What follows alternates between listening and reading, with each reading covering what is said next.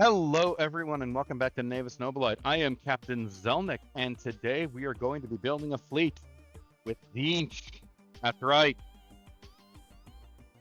the Sorcerous fleet of Tzeentch. Now, I just did the fleet of the Plague Fleet. Now, let's see how it's different with his diametric opposite.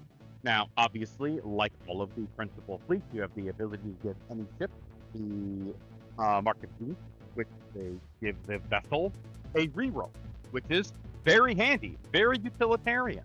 A Mark of Tzeentch fleet should have a lot fewer problems making its leadership.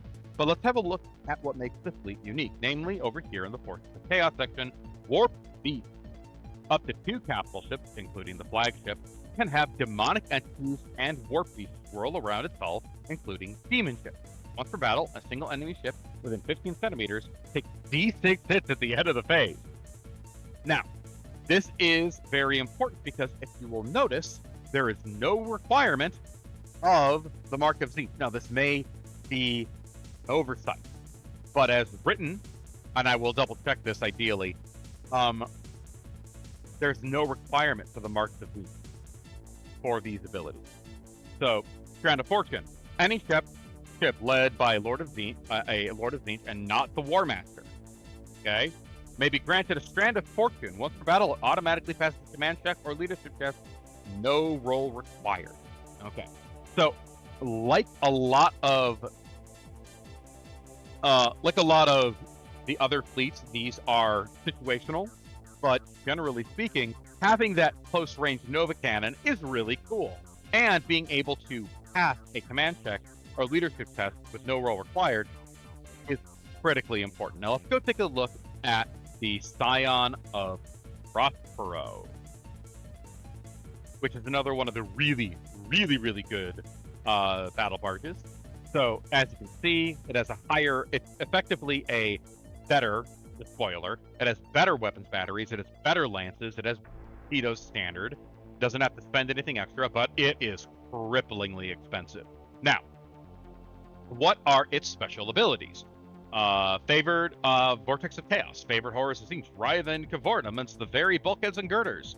Swirling Vortex of Chaos surrounds the vessel. At the end of the movement phase, any ship within 15 centimeters of the vessel, friend or foe, must place a blast marker in base contact with it. So that's just pulling you either as your ship away from it, or it is pulling you closer to the enemy.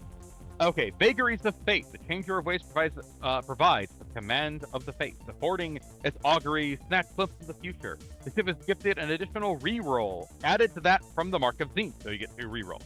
But the demons bound to the hull are easily angered by the commander's inability to use his foresight and inflict 1 damage if the ship's Lord's reroll fails for any reason. Oof.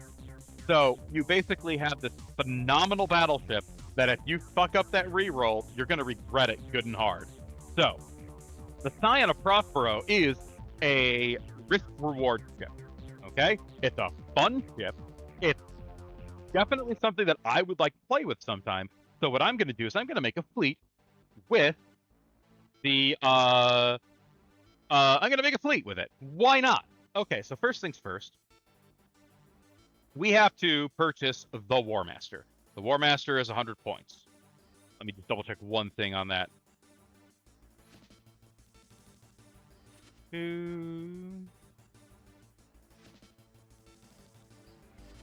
Where's sign? There's the sign.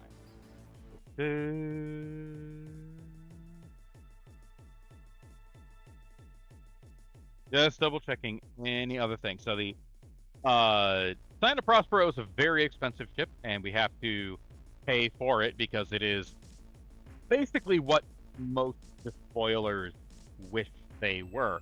Launch capacity 9 instead of 8, firepower at a decent rate, at a decent range, comes standard with a torpedo tube. It's a really good ship.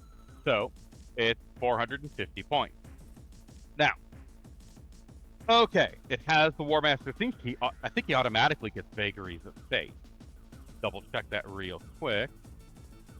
Strand of Fortune does cost it. I will give him Strands of Fortune because I do want that auto pass. But I'm not going to give him the Warp Beast upgrade because, simply put, I don't want him to get that close to an enemy ship. That really belongs elsewhere. So, we have a giant battleship that is capable of fighting, and it is capable of, well, it's capable of fighting and launching attack craft. We can basically fill up the rest of our fleet with just gunships, and we probably should. So we should take advantage of the ranges. Other option. Actually, I'm going to be a little bit cheeky. A little bit cheeky. Let's take a squadron of iconoclasts. Why? You always need iconoclasts. Iconoclasts are amazing and cheap and great for soaking up torpedoes out. Okay, let's be a little bit different today. I'm going to take a couple of carnages. Carnage number 1, carnage number 2.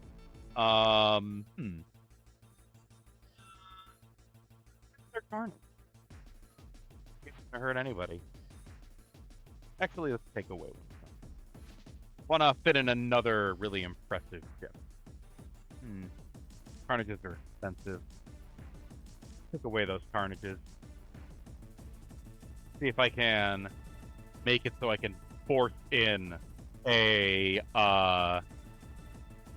Grand Cruiser somewhere. How about this? 2 murders. I'm losing points, not gaining them.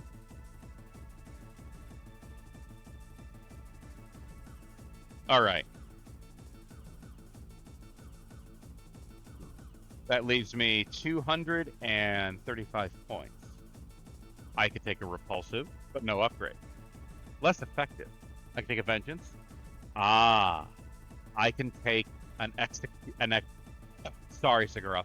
An executor. We have an executor battleship, and you know what? I can take now Mark of Tzeentch. Mark of Tzeentch on the executor, so we can appropriately lock on, and that is 1,500 points for the Sorcerous fleet of Tzeentch. A little bit top-heavy, but a lot of it fun. So, thank you all so much for watching, and I'll see you all again in the next video. Have a great day.